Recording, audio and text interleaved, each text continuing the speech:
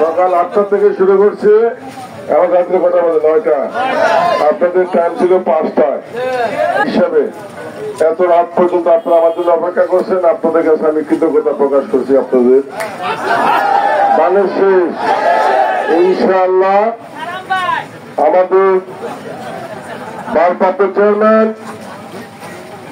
জনাব তারেক রহমান সারা দেশে এটার ওজন অনেক বাড়ি, এটার সম্মান অনেক বড়। আপনারা, আমি আপনাদের ইউনিয়নের সন্তান হিসাবে এটা আপনাদের সবচেয়ে আমরা এই সিট উপহার দেবো নাকি? এটাই হোক আমাদের আগামী দিনের অঙ্গীকার সংগ্রাম। এবং আমার বিপক্ষে তারা যায় নাই, তারা জানে যে আমি কথা যা বলি কাজ তা করি। এটা আপনারা আমাকে ছোটবেলা থেকে চিনেন, জানেন।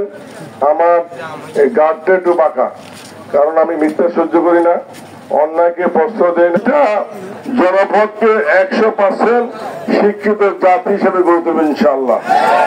আমি যখন যাই বা আপনাদের মিছিল মিটিং করবেন, রাস্তাঘাটে কোনো মা বোন যাতে রিক্সা, টেম্পু, সিএনজিতে যাতে কষ্ট না পায়, কখনো রিক্সাকে ধাক্কা দিবেন না।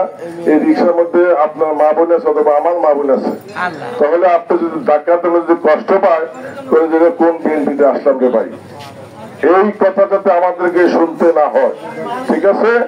আর এলাকাতে কেউ যদি ওই যে না বলার কাজে থাকে, আপনারা যদি নিজেরা শাস্তি করতে না পারেন, আমার ফোন নম্বর আছে, আমাকে বলবেন, আইন প্রয়োগকারী সংস্থাকে বলবেন, আমাদের বলা আছে।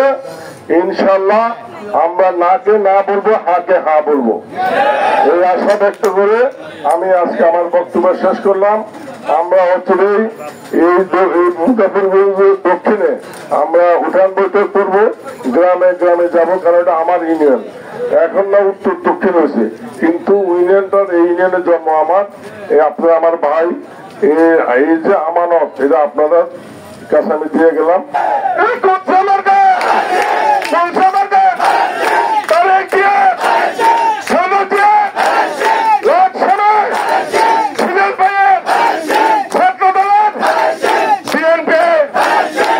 দোকানদারের, টেম্পু বায়ক, রিক্সাওয়ালা, ফল দোকানদার, আপেল দাও, সবাই বলে